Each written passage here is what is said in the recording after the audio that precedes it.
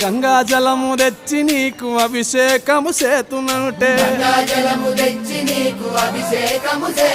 మరి గంగా జలమున సేప కప్పల ఎంగిలంటున్నావు శంభో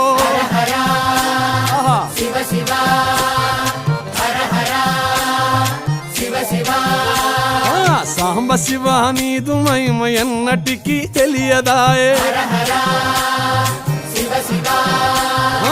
ఆవు పాలు తెచ్చి నీకు అర్పితము చేతునంటే ఆవు పాల లేక దూడల ఎంగిలంటున్నావు శంభో ఓహో